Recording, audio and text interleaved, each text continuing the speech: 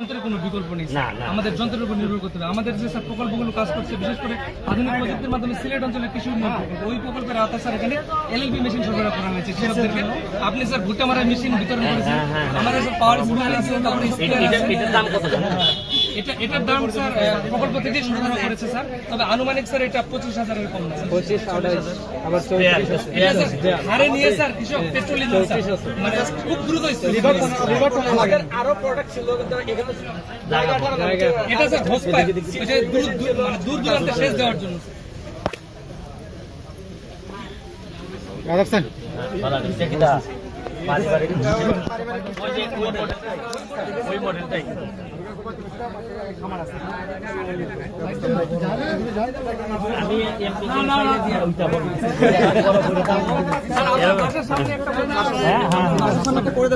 হ্যাঁ এখন দেখো তো পারা যায় কিনা, যদি হয় নার্সারি নেই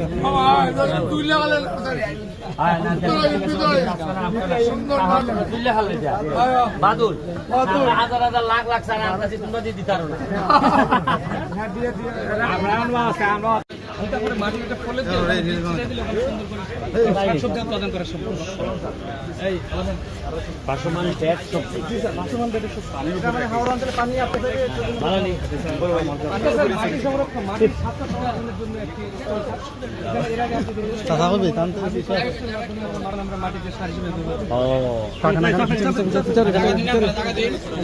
ড্রাগন নেই, ওষুধি গাছ আছে, এইটা ড্রাগন, তাই তো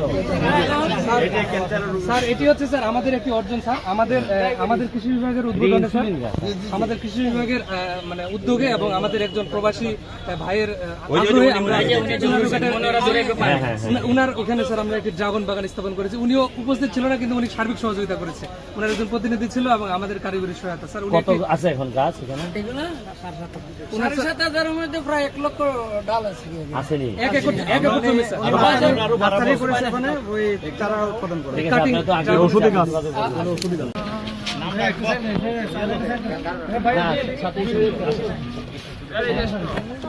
ভালো আছেন?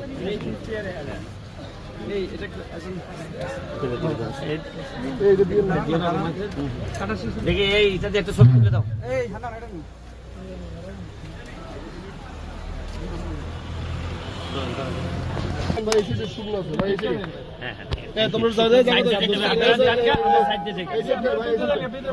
এই জায়গায় কিছু আবার কিছু বালু ফালাইতে হবে,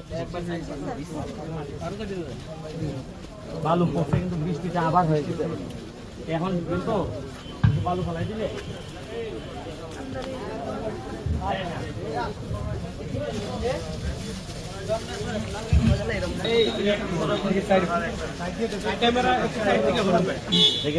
ভালো আছে। আমাদের এই প্রকল্পের একটা কার্যক্রম প্রযুক্তি গ্রাম, এটা 5টার পাশাপাশি বাড়িতে আমাদের 7 ধরনের কম্পোনেন্ট আছে। এটা পারিবারিক পুষ্টি বাগান, বছরব্যাপী অনেকগুলো আমাদের মানে সারা বছরের যে পুষ্টি চাহিদা এর মধ্যে পূরণ হয়। 5টা বেড থাকে, 5টা বেডে 5 রকমের শাকসবজি, মাছাইজ, এরপর মশলা জাতীয় ফসল, আদা, এখানে ঔষধি থাকে ওই বসতবাড়ির মধ্যে। এরপর এখানে মাটির স্বাস্থ্য সুরক্ষার জন্য কেঁচো সার উৎপাদনের কার্যক্রম থাকে, খামারজাত, এদিকে এই গাদা কম্পোস্ট, এই 7টা কম্পোনেন্ট প্রত্যেক বসতবাড়ির জায়গার মধ্যে পড়ে। এটা বসতবাড়ির যে জায়গাটা, এটাকে কাজে লাগে কোনো জায়গা যাতে পতিত না থাকে। কেঁচো আছে কিনা এখানে দেখাতে পারেন।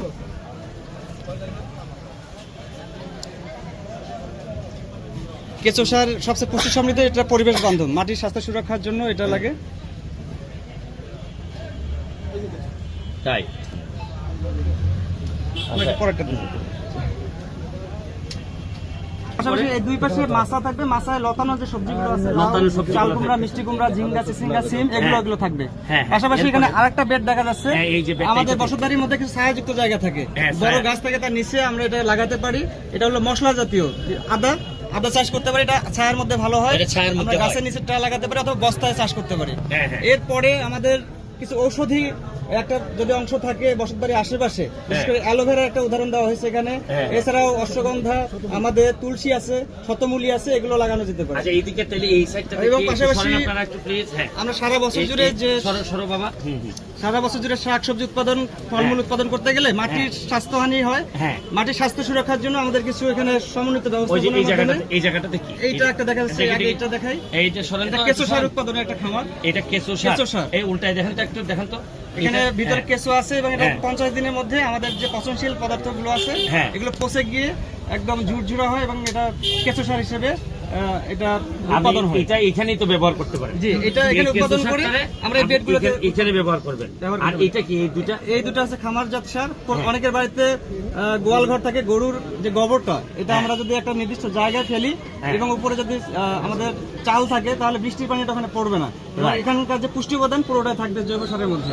এবং এই জৈব সারগুলো আমরা এই বেডগুলোর মধ্যে যেখানে শাকসবজি ফলমূল উৎপাদন হবে এগুলোতে ব্যবহার করে পরিবেশ বান্ধব উপায়ে আমরা শাকসবজি